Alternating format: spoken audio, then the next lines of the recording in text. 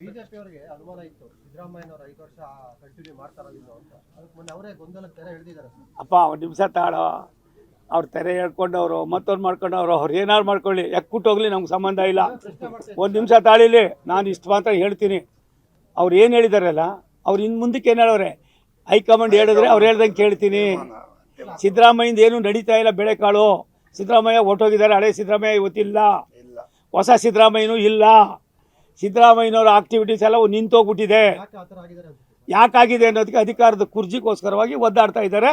ನನಗೆ ತಿಳಿದ ಮಟ್ಟಿಗೆ ಸಿದ್ದರಾಮಯ್ಯನವ್ರು ಇರ್ತಾರೋ, ಮತ್ತೊಬ್ರು ಇರ್ತಾರೋ, ಮತ್ತೊಬ್ಬರು ಇರ್ತಾರೋ, ರಾಜ್ಯದ ಜನರಿಗೆ ನೀವು ಕೊಟ್ಟಿರ್ತಕ್ಕಂಥ ತೊಂದರೆ ನೋವು ಎಂಥ ಫ್ಲಡ್ ಆಯ್ತು ರೀ. ಏನೇನು ಅನಾನುಕೂಲಗಳಾದವು. ಒಂದು ಗುಂಡಿ ಮುಚ್ಚಾಗಿ ನಿಮ್ಮ ಕೈಲಿ ಯೋಗ್ತಿ ಇಲ್ಲ.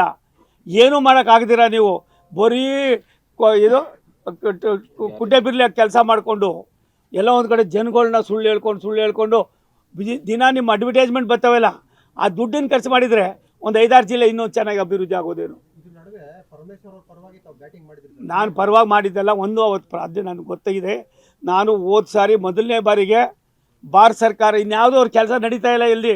ಇಡೀ ರಾಜ್ಯದಲ್ಲಿ ಕರ್ನಾಟಕದಲ್ಲಿ ಯಾವುದಾದ್ರು ಇಲಾಖೆಯಲ್ಲಿ ತುಂಬ ಕೆಲಸ ನಡೀತಾ ಇರೋದು ನಮ್ಮ ರೈಲ್ವೆ ಇಲಾಖೆದೇನೆ. ಅವಾಗ ಅಲ್ಲೇನಾಯಿತು, ಯಾರು ಅವ್ರ ಊರು ಹೆಗ್ಗೆರೆ ಅಂತ ಒಂದು ಊರು, ಆ ಊರಿಗೆ ಹೋಗೋದಕ್ಕೆ ಒಂದು ಮೇಲ್ಸೇತುವೆ ಮಾಡೋಕ್ಕೆ ಈ ಸೋಮಣ್ಣ ಹೋಗಬೇಕಾಯಿತು. ಭಾರತ ಸರ್ಕಾರ ಸನ್ಮಾನ್ಯ ನರೇಂದ್ರ ಮೋದಿ ಅವರಿಂದ ನಾವು ರಿಕ್ವೆಸ್ಟ್ ಮಾಡಬೇಕಾಯಿತು. ಜಿಆರ್ ಆರ್ಥೋಪೆಡಿಕ್ಸ್ ಕೋಲಾರ್ ಮೂಳೆ ಚಿಕಿತ್ಸಾ ಕೇಂದ್ರ. ಅತ್ಯಾಧುನಿಕ ತಂತ್ರಜ್ಞಾನ ಬಳಸಿ ಎಲ್ಲ ಮೂಳೆ ಸಂಬಂಧಿ ಸಮಸ್ಯೆಗಳಿಗೆ ಪರಿಹಾರ. ಜಾಯಿಂಟ್ ರೀಪ್ಲೇಸ್ಮೆಂಟ್, ಸ್ಪೋರ್ಟ್ಸ್ ಸಂಬಂಧಿ ಸಮಸ್ಯೆಗಳು, ಮೂಳೆ ಮುರಿತ, ಸ್ಪೈನ್ ಶಸ್ತ್ರಚಿಕಿತ್ಸೆಗಾಗಿ ನುರಿತ ಮೂಳೆ ತಜ್ಞರನ್ನು ಸಂಪರ್ಕಿಸಲು 7022532255ಕ್ಕೆ ಹಿಂದೆ ಕರೆ ಮಾಡಿ. ಎಷ್ಟು ವರ್ಷ ಇದ್ರಪ್ಪ ಇವರೆಲ್ಲ ಕಾಂಗ್ರೆಸ್ನವರು? ಮಾಡಿರಲಿಲ್ಲ. ಆ ಊರಿಗೆ ಬಂದಾಗ ಆ ಊರಿನವರು ಹಿಂಗೆ ಮಾತಾಡ್ಬೇಕಾದ್ರೆ ಮುಖ್ಯಮಂತ್ರಿ ನಾನು ಹೇಳಿದೆ, ನಾನು ಒಬ್ಬ ಜಿಲ್ಲೆಯ ಒಬ್ಬ ಮಂತ್ರಿಯಾಗಿ ಮತ್ತು ಜಿಲ್ಲೆಯ ಲೋಕಸಭಾ ಸದಸ್ಯನಾಗಿ ಪರಮೇಶ್ವರ್ ಅವರಾದರೆ ನಾವು ಸ್ವಾಗತ ಮಾಡ್ತೀವಿ. ನನಗೇನು ತಟ್ಟೆಯಲ್ಲಿ ಇಟ್ಬಿಟ್ಟು ಬಾರಪ್ಪ ನೀವು ಮಂತ್ರಿ ಮಾಡ್ತೀವಿ ಅಂತ. ಆದರೆ ಪರಮೇಶ್ವರ್ ಅವರಿಗೆ ಅರ್ಹತೆ ಇದೆ ಇಲ್ಲ ಅನ್ನೋದಕ್ಕಿಂತ ಹೆಚ್ಚಾಗಿ ನಾನು ಲೋಕಸಭಾ ಸದಸ್ಯರಾಗಿ ಇಲ್ಲಿವರೆಗೂ ಕೂಡ ನಮ್ಮಲ್ಲಿ ಒಂದೇ ಒಂದು ಸಣ್ಣದು ಜಿಲ್ಲಾ ಅಭಿವೃದ್ಧಿಯಲ್ಲಿ ನಾವು ಕಾಂಟ್ರವರ್ಸಿ ಮಾಡಿಕೊಂಡಿಲ್ಲ. ಅದೇ ಅವರ ದೊಡ್ಡತನ ಅನ್ನೋದಕ್ಕಿಂತ ಹೆಚ್ಚಾಗಿ ಅವ್ರು ಕೊಡ್ತಾ ಇರತಕ್ಕಂಥ ಒಂದೊಂದು ಅದೇನಂತೀವಿ ನೀವು ಗೊತ್ತಿಲ್ಲ, ಮಿನಿಸ್ಟರ್ ಅಲ್ಲ, ಅವ್ರಿಗೆ ಬೇರೆ ಬೇರೆಯವ್ರು ಕೊಡ್ತಾರಲ್ಲ ಒಂದುಂಟೆ. ಇದು ಅದಕ್ಕೇನೋ ಅಂತಾರೆ ನಮ್ಮಲ್ಲಿ ಹಳ್ಳಿಗಳಲ್ಲಿ ಹೇಳ್ತಾರೆ, ಮಗುನೂ ಅಳಿಸ್ತಾರೆ ಇನ್ನೇನೋ ಜಿಡ್ತಾರೆ ಅಂತ. ಅದು ಅದಕ್ಕೆ ಹಂಗಾಗಿ ಇವೆಲ್ಲ ಏನೇನೋ ಇರ್ತವೆ. ಒಂದು ಸತ್ಯ, ಈ ಸರ್ಕಾರ ಏನು ಈ ಕಾಯ್ದೆ ತಂದಿದ್ದಾರಲ್ಲ, ಈ ಕಾಯ್ದೆಯಿಂದ ನಾನು ಅದ್ರ ಬಗ್ಗೆ ಡೀಪಾಗಿ ಹೋಗೋದಲ್ಲ. ಯಾರಿಗಾದರೂ ಸುಳ್ಳಿ ಸುತ್ತಕೊಂಡು ಮತ್ತೆ ಜಾಡಿಸ್ತದೆ ಅಂದರೆ ಅದು ಅವ್ರಿಗೊಳಗೇನೆ, ನಮ್ಮವ್ರಿಗೇನು ಅನ್ನೋದಕ್ಕಿಂತ ಹೆಚ್ಚಾಗಿ ಇನ್ನೊಬ್ಬರನ್ನ ಎದುರಿಸಿ ರಾಜಕಾರಣದಲ್ಲಿ ನಾನೇನೋ ಕಿಸಿತೀನಿ ಅಂತ ಹೇಳ್ತಕ್ಕಂಥ ನಿಮ್ಮ ದುಷ್ಟತನ ಏನಿದೆ, ನಿಮ್ಮ ದಡ್ಡತನ ಏನಿದೆ, ಇನ್ನು ಮುಂದೆ ಯಾರು ಬಿಡ್ರಿ, ಇದು ಒಳ್ಳೇದಲ್ಲ, ರಾಜ್ಯದ ಅಭಿವೃದ್ಧಿ ನೋಡ್ರಿ ಅಂತ 100 ಸಾರಿ ಹೇಳ್ದು ಅದು ಮಾಡೋಕ್ಕೆ ತಯಾರಾಗಿಲ್ಲ ಅವರು. ಕೇಂದ್ರ ಸರ್ಕಾರದ ಬಗ್ಗೆ ಬೊಟ್ಟು ತೋರಿಸ್ತಾರೆ, ದುಡ್ಡು ಕೊಟ್ಟಿಲ್ಲ. ನಾನು ಹೇಳಿದೆ ಮೊನ್ನೆ, ಬರ್ರಿ ಕುಳಿತುಕೊಡ್ರಿ ನಮ್ದೇನು ಅಂತ.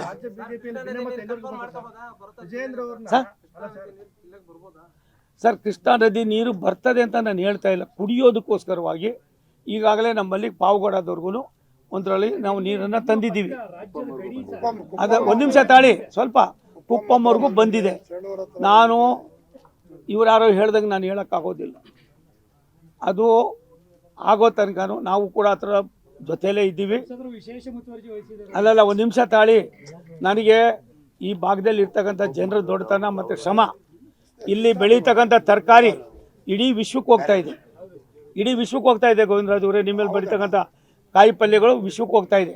ಇಂಥ ಜಿಲ್ಲೆಯಲ್ಲಿ 2 ಎಕರೆ ಇದ್ದರೆ ಸಂಸಾರ ಮಾಡ್ಬೋದು, ಜೀವನ ಮಾಡ್ಬೋದು, ಮಕ್ಕಳನ್ನ IAS IFS ಮಾಡಿಸ್ಬೋದು ಅಂತ ಯಾವುದಾದ್ರು ಒಂದು ಜಿಲ್ಲೆ ಇಡೀ ನಮ್ಮ ಕರ್ನಾಟಕದಲ್ಲಿದ್ದರೆ ಅದು ಮೊದಲನೇದು ಕೋಲಾರನೇ ಆಗಿರೋದ್ರಿಂದ ನಾವು ಕೂಡ ಅದಕ್ಕೆ ಇದ್ದೀವಿ. ಏನೇನು ಮಾಡಬೇಕು ಮಾಡ್ತಾ ಇದ್ದೀವಿ. ನಾನು ಬಡ್ಜೆಟ್ ಮುಂದೆ ಬರೋದ್ರಿಂದ ಕೆಲವು ವಿಚಾರಗಳನ್ನು ನಿಮ್ಮ ಹತ್ರ ಪ್ರಸ್ತಾಪ ಮಾಡೋಕ್ಕಾಗೋದಿಲ್ಲ. Thank you.